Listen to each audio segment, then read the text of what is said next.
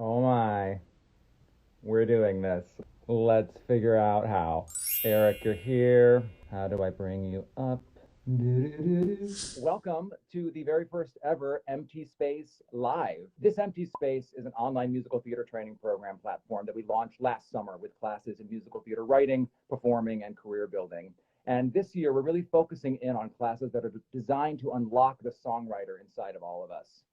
And that's And a yeah, great you do. transition into a performer who we're all gradually learning has an amazing songwriter locked inside him. The world knows our guest as an incredibly gifted singer and actor on TV, on film, and on Broadway. But this year, I know that I have come to know our guest as an amazing songwriter as well. I think it's time to bring on It is. our dear friend and collaborator, Jeremy Jordan. Hey, friend. I'm in dad mode, Totally. so I'm eternally in dad mode. I think the way to start is that, your show at 54 Below was the last thing Eric and I saw live in a room with people before the shutdown. And Yeah. what you were able to do within the confines of what could just be like, oh, it's another night at 54 Below, and here are some songs. Like, it truly was a one-man show, kind of a one-man musical. Originally, it only included one original song in it, and I was about almost a year into fatherhood at that point, and I was trying to figure out what I wanted to write and talk about, and I was like, well, what's happening in my life?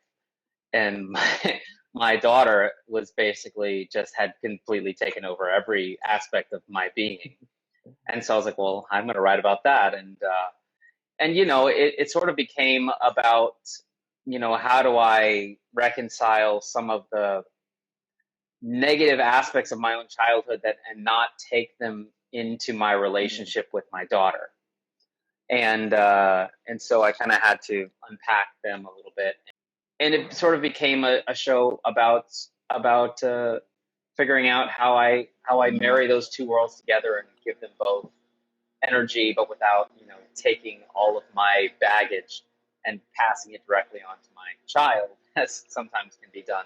I was just shocked with just like how vulnerable you were willing to get, how how far in you were allowing your audience to go. Well, no one in the audience knew at the time that we were about to say goodbye to theater for the next year, and yet it was as emotionally resonant a finale to theater going in the year 2020 as you could imagine. And that was because, Jeremy, the personal quality of this performance was so raw, and yet the care that you brought to the storytelling was so considered. And I think in a way that showed up most in the title song that you wrote. Can you speak about the process of writing the song Carry On? Yeah, I've written music for a long time, but it's always been a very personal kind of somewhat therapeutic, but also like really sort of guarded and sacred thing for me. In this regard, I was pushed. I was a bit up against a wall and a time schedule issue because I was going to do the exact same show that I did at 54 Below, albeit with some adjustments because it was like a year later and I had to rewrite some of the script. But the songs were going to be the same, except we had a rights issue. And this was like less than a week before we were shooting the show. And I was like, I don't know what to do. And I knew exactly what I wanted to say with the opener of this show. Like, I knew the energy that I wanted and I knew the like feel. And I was like, how do I find that song? Like, where is that song in the world? Like, does it exist? And can I get the rights for it in like a matter of days? And the answer was super apparent, which was like, just write something. And I didn't really have the time or the, energy because I was trying to put the whole show together. And so one night it was like 8 or 9 o'clock and I went downstairs to my basement and I was just like, okay, I had like a folder with a bunch of MP3s of song thoughts. And it's usually just me after it always happens when I'm in the shower. I'm like, oh, there's nothing else to do. And it's really great acoustics. So I would just come up with little melodies in my head. And then I get out of the shower and I record them and then I forget about them. So this one was from like 2018 or 17 or something. And I always liked it. So I pulled it up and I was like, okay, what kind of lyrics can I pull to this? And very quickly just put together a rough sketch of what this song could be. And it came together by like 1 a.m. I had basically a full song, and I was just astounded because I'm the kind of person that takes months and thoughtful consideration, and I just kind of really go over and over and over and over. But because I had a schedule and a time crunch, and I knew exactly what I was going to say, the song just sort of flowed out of me, and kind of a breakthrough for me as a writer, because I had always convinced myself that I was slow and methodic and I needed time and I had to really consider and rewrite. And that's true in a lot of ways, but it doesn't have to be, and it sort of presented itself in that way for this. Well, that's exactly what we tell our students at this empty space. The idea that everything has to be perfect instantaneously is a recipe for never writing anything down at all. And freeing yourself of the obligation to make it perfect unlocks a door from which all of your creativity can show up. I mean, listening to you sing the song, watching the footage of it that was captured is just a phenomenal testament to the fact that the best song for you to sing at a moment is the song that you create for that moment. It, one, took like a lot of pressure off the song. Two, it gave it like really specific direction. And three, made me feel like, oh, it's just this momentary thing.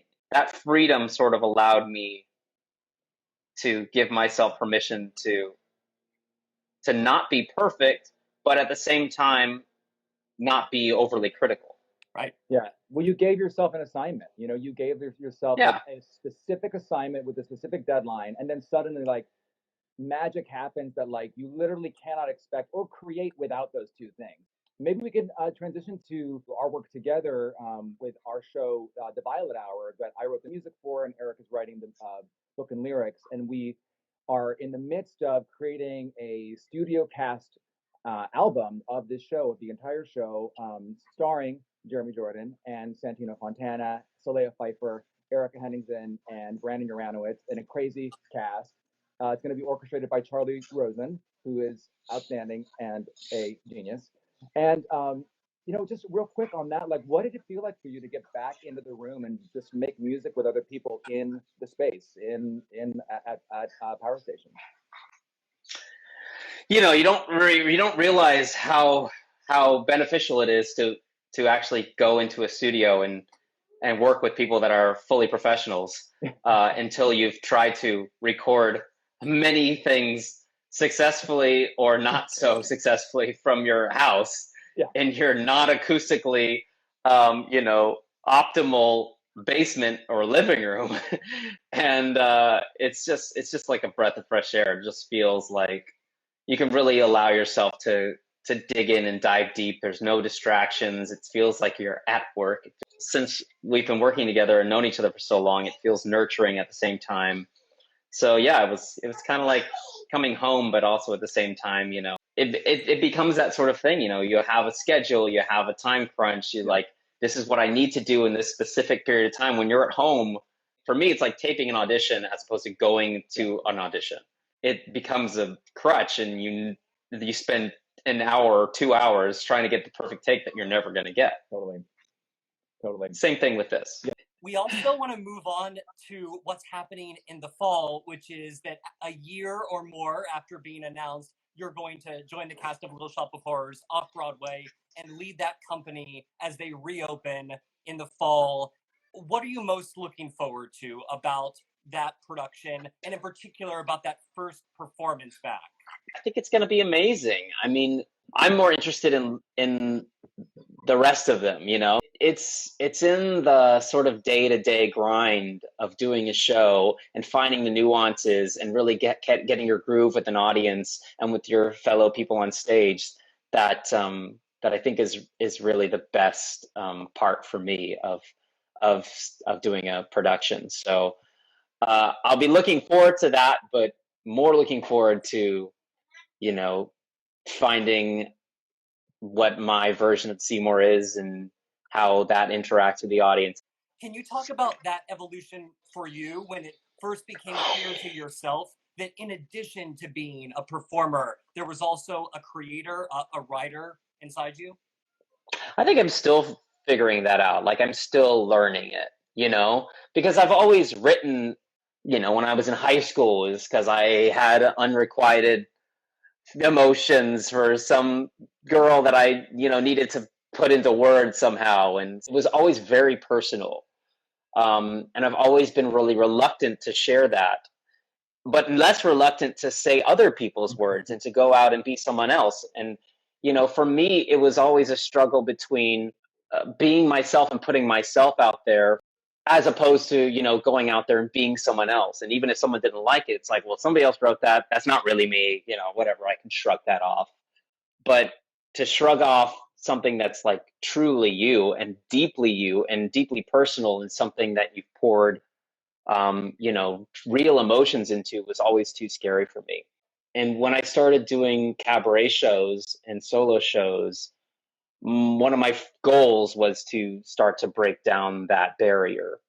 And so I started doing, you know, 1 or 2 original songs in those shows, and became slowly more comfortable with sharing that with the world. And I'm still figuring it. I'm still trying to become more comfortable and still trying to decide, or, you know, be okay with the fact that I am a writer as well, and as well as a performer, and that the two tend to go hand in hand actually really well. You know, doing a TV show for a long time, I would write my own lines all the time. And it wasn't until I realized that, like, I have the capacity and the ability to make a version of something that's actually out there in the world that is good and people can respond to in a positive way, that I allowed myself to really start to view myself as that, with that lens. And, you know, we, as a performer, we are reflective of the world all the time in our performances. We're not just like robotically reading lines on a page. We're interpreting and we're breathing life into something. And that's, you know, one of the core elements of being a writer, is to breathe life into something in an interesting and new and personal way. For me, it's just been being comfortable with it and being comfortable with sharing it. What would you say, like, either to yourself maybe then, or to somebody, you know, who is a, you know, who sort of sees themselves as sort of one box in this industry, you know, as a performer, in terms of opening up their creativity, kind of looking, see what's there, looking if they have songs inside them and getting them out there? If I would have talked to myself back then, I would say, you know, you're safe. You clearly want to share it because you're proud of this. Yeah. Or you feel something, it makes you feel something, and if you can feel something with this, then there's something there, and you should feel excited and proud to share this. But, you know, I think I would have been more encouraging, just in the fact that, like, you can, it's not about whether people are gonna criticize you. It's about, you know, A, believing in yourself, and B, believing in the power of your words to bring happiness and goodness and a positive feeling to other people who might connect with it. Thank you so much for joining us, Jeremy. Can you say hi? Oh my God. Can you say hi? The question is, are you hungry? Yes, exactly. And the answer is yes. Yes.